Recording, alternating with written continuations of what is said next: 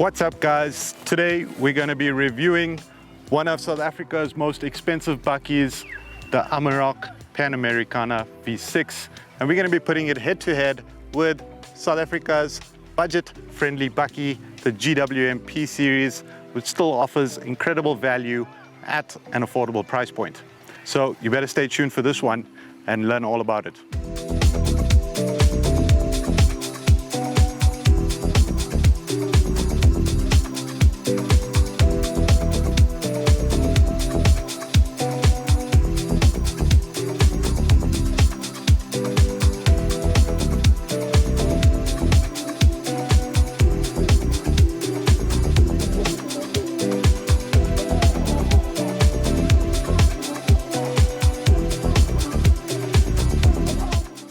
Alright, so starting with my P-Series, which looks quite meaner and more robust than the Amarok Pan Americana.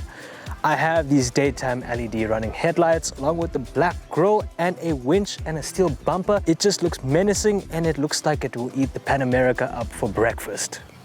But in reality, that is not the case.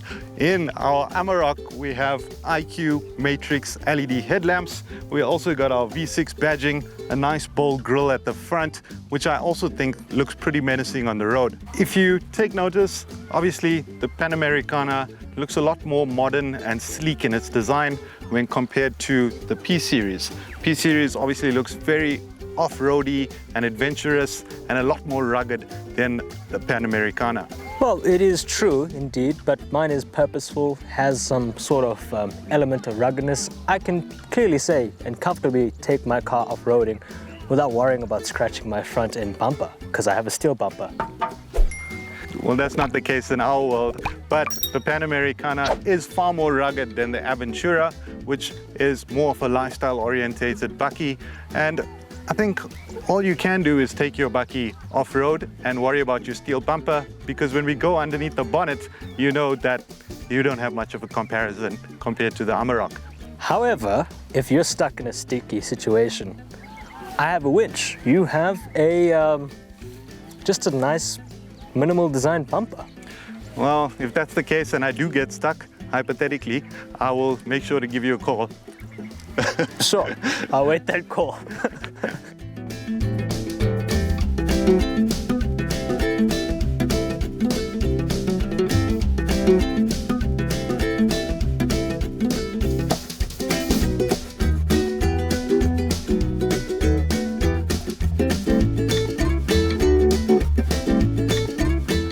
So if you look head on, I think you'll notice that these two vehicles have two very different and distinct designs, and the Pan Americana looks a lot more modern and sleek, and it is a South African favorite. Sean? Well, mine is a budget-friendly, coming at an affordable price. You do have a more robust look, more purposeful, more adventure-driven bakkie. It makes you want to just go out and live your life and not worry about scratching the good old Pan America. I think that might have been the case with the Aventura, but this Pan Americana is far more rugged than the Aventura, and I think it is much more fit for purpose. So under the bonnet of the Pan Americana, you know that, oh, just hold on a second. Well, under my bonnet, I got a 2-liter turbo diesel engine pushing out 120 kilowatts and 400 Newton meters of torque. I didn't have to struggle opening my boot. It has a gas strut and, well, Chinese. My bonnet is quite heavy because it has to take care of this V6 engine that I have under here, which does develop 184 kilowatts and 600 Newton meters of torque. It is an absolute peach and a real pleasure to drive. So at the back of the Amarok Pan Americana, you've got those really cool taillights. You've got a nice rear bumper, as well as a tow hitch with 3,500 kgs of towing capacity. Well, that sounds quite nice. I also have lovely tail lights into the mix, along with a steel bumper, which is more rugged, and my capacity for my car can tow about 3,000 kilograms. But also, another feature of my car that is probably better than yours is it has a gas strut and a step ladder for the younger G's that want to be like me. Well, at the back of mine, this vehicle is tried and tested. We don't care about a grass strut because this thing is never going to be breaking. And more importantly, we don't care about a ladder because we all know how men actually jump in the back of their buckies. So on the side of the Pan Americana, you get 18-inch rims wrapped in some all-terrain tires. You also get this cool side step with these roof rails and these black sports bars, which look pretty menacing and, to be quite honest, pretty much exactly the same as the GWM P-Series. So my bucky has these steel side steps, which are quite solid, if one could say, along with your roof rails and bar sports trim at the back here in black, which looks quite cool. You also have your 18-inch alloy wheels in black with your rear calipers. It's also wrapped in all-terrain tires as well.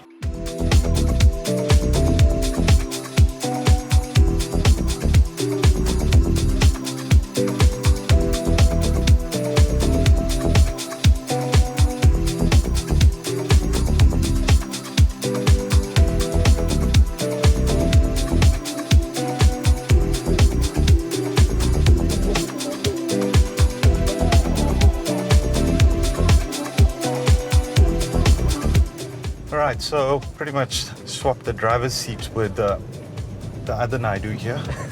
But basically I'm going to be driving the P-Series and Shivan's going to be driving the Amarok, as we've both been spending our week with that vehicle.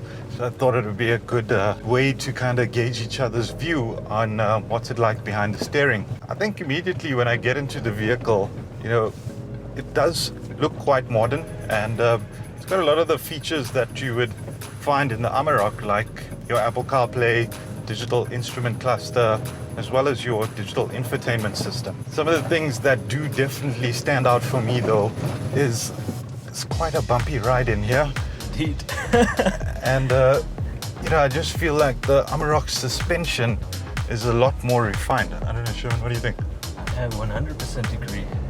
Definitely a bumpy experience from the get-go, and the suspension is quite firm. The suspension does feel quite firm in the P-Series. But again, you know, not to take away from what it is, you know, at 700,000 Rand, you ain't gonna get a 4x4 with this kind of fit and finish in the market. It's a good value proposition, given what you get. I just think the ride quality for most people like myself would be the most important thing, you know, from the car. Yeah, definitely ride quality, but I mean, other than that, you know, nothing to really complain about in my opinion.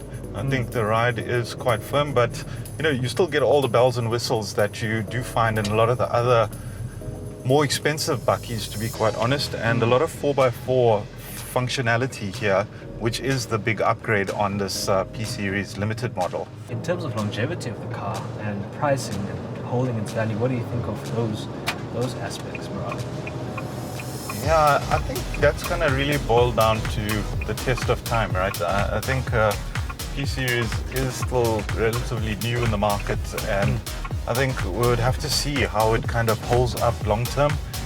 We all know that the Hilux and the Amarok, as well as the D-Max, do retain their value really well, and they are tried and tested models.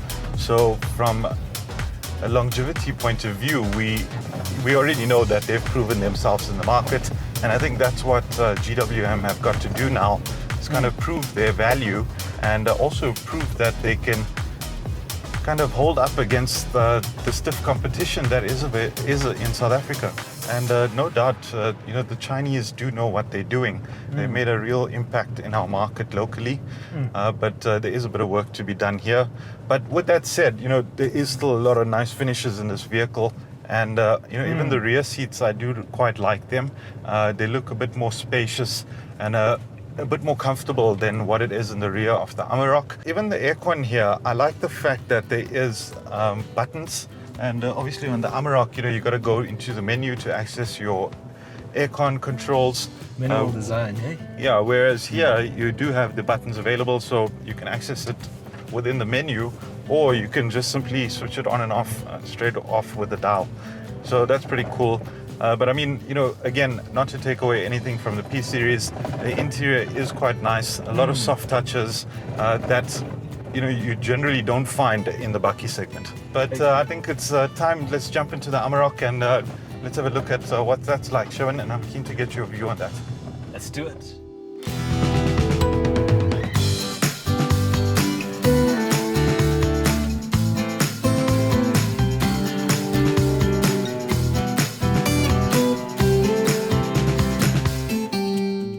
Okay, so we're jumped into the Amarok and we just switched it into 4 high, as that's the setting we had the P-Series on. Yes, we did. Yes, we did. So Sherwin's going to be giving his impressions on this vehicle. All right. Well, from sitting inside the cabin from the get-go, I do like the interior quality elements of the leather steering wheel, the modern, minimal, simplistic design, and also the infotainment system looks quite great. I like it. I think it's a 12-inch infotainment system screen, so it's very user-friendly, very simple. Of course, the P-Series has those solid icons, but this is nice. It's very minimal, very futuristic as well, one could say. But now we're driving this car, and I did recently drive a 2-liter bi-turbo diesel, and I mean, this feels obviously a little bit more power since this is the V6.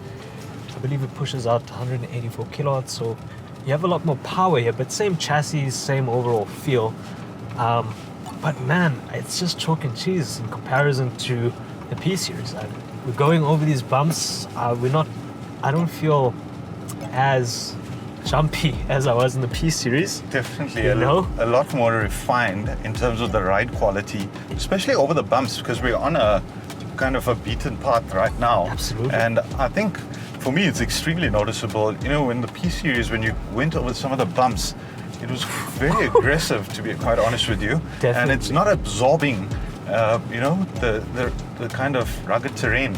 I think the way it should be, or certainly not as good as the Amarok, that's for sure. I think they're on par with what they're doing with the car. Yeah. You know, it really is a very sophisticated, refined feel you have. And I mean, the price tag, Morali, I mean, yes, my P-Series is 300,000 Rand less than yours. Yeah, 350. 350, okay.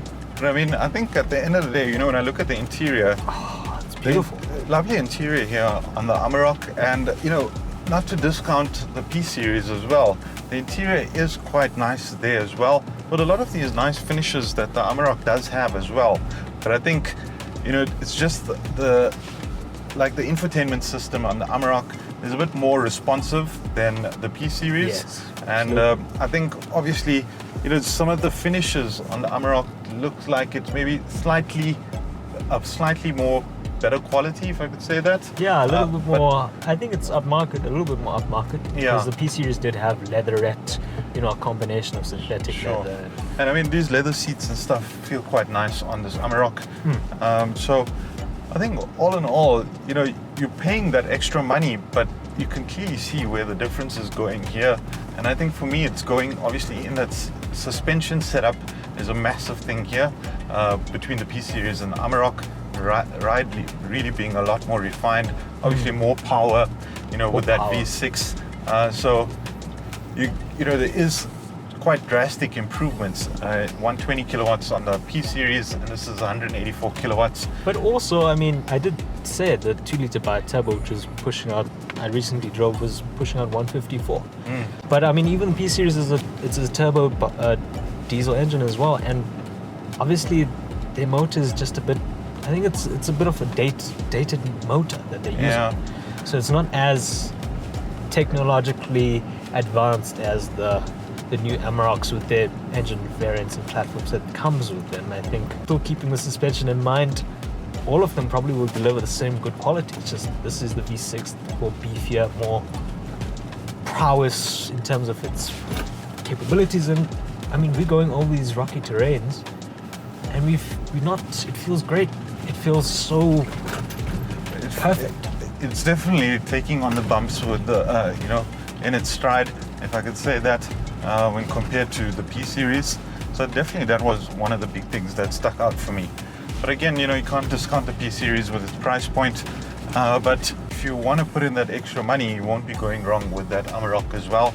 And that 2-litre bi-turbo that you mentioned, you can get into that 2-litre bi-turbo style for 900,000 Rand, and that brings the price difference to about 200 grand. It's a tough decision, but I think the Amarok has my win and my vote.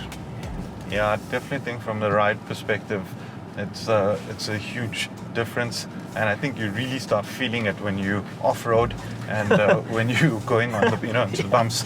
Obviously, the P-Series will get away with it on the city driving, but on the beaten track where the 4x4 should really be coming into play, you can really clearly see the difference in the quality of the bolt.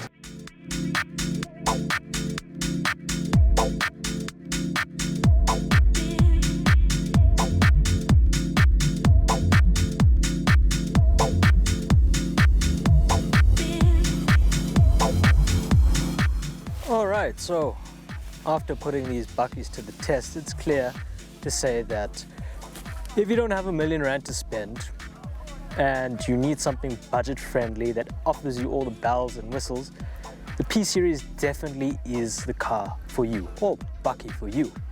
I agree, and I have to admit the P-Series does offer incredible value for what it is, and that's the reason why we see so many of them on the road.